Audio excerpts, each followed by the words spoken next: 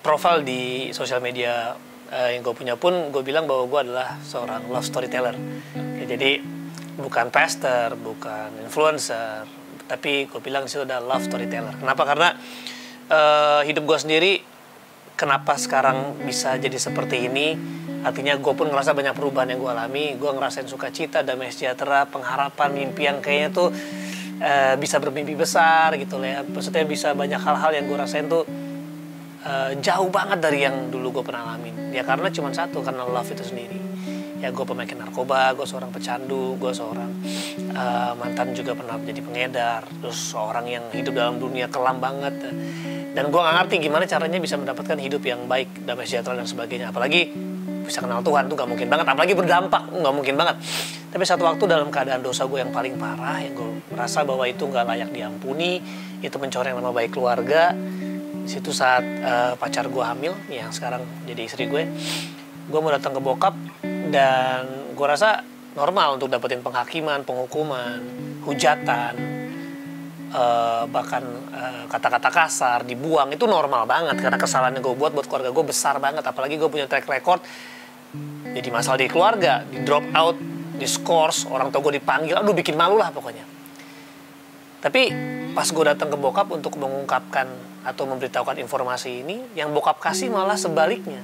Yang gue ekspektasi adalah hujatan, hukuman, at least diinget-inget lah kesalahannya. Normal kan, manusia inget-inget kesalahan, ungkapin kesalahan, membuka kesalahan orang lain, mengingat, menuduh, itu normal banget. Tetapi bokap gue gak normal. Bokap gue malah dia menerima bahkan ikut menanggung kesalahan gue.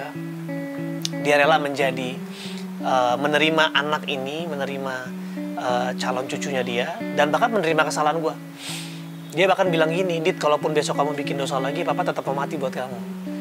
Nah, makanya kalau teman-teman dengerin banyak banget pesan-pesan gue di sosial media, dimanapun gue bahas tentang kasih yang segitu gilanya, bukan tentang pengetahuan akan kasih, tapi kasih yang gue alami dari bokap gue yang rela berkorban buat gue gitu. Segitu besarnya, sampai gue gak bisa jelasin dengan kata-kata, tapi itu mengubah hati gue banget. Menghancurin setiap kesombongan, kepalsuan, keakuan, itu hancur dalam waktu seketika gitu. Dan di situ gue malah berjumpa dengan Tuhan. Malamnya gue pulang, dan di situ gue benar-benar berjumpa dengan Tuhan pribadi. Ya, gue lagi tidur, gue dibangunin, gue nangis, gue ngejar, gue nggak tahu itu apa. Ya, dulu gue nggak tahu itu apa, tapi gue sekarang sadar itulah hadirat Tuhan, itulah kasih Tuhan.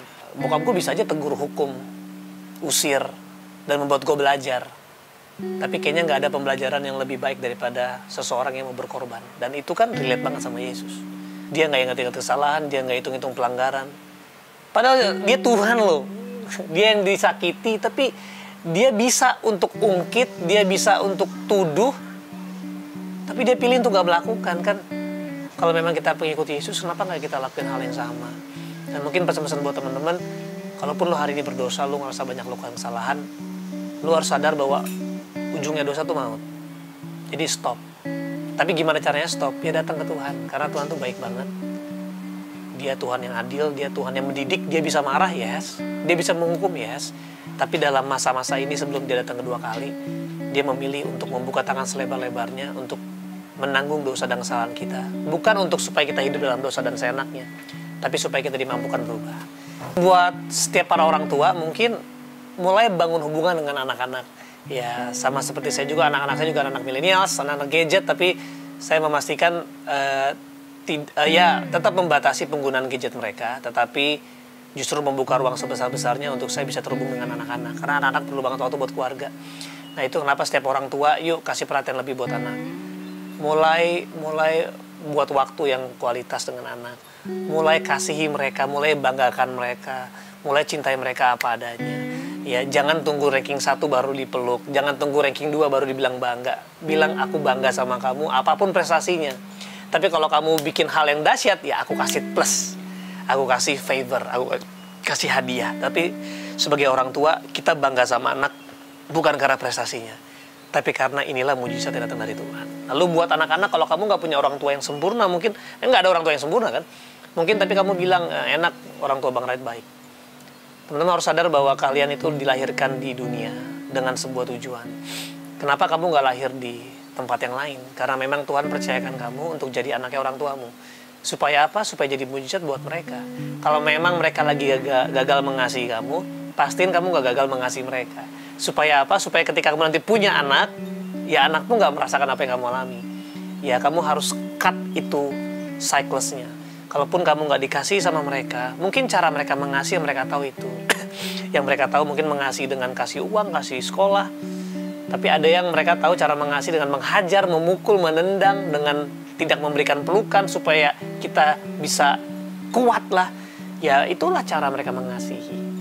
Tapi teman-teman, ini waktunya untuk menjadikan Yesus sebagai sumber kasih, bukan orang tua. Dan saya percaya banget, gue percaya banget, sebagai apapun kita hari ini, sebagai orang tua, sebagai anak, kalau kita memutuskan untuk menerima Yesus sebagai juru selamat dan menerima kasihnya dia, dan memberikan kepada anak kita, kepada orang tua kita, walaupun mereka tidak dalam keadaan yang baik, gue yakin banget bahwa kasih selalu mengubahkan.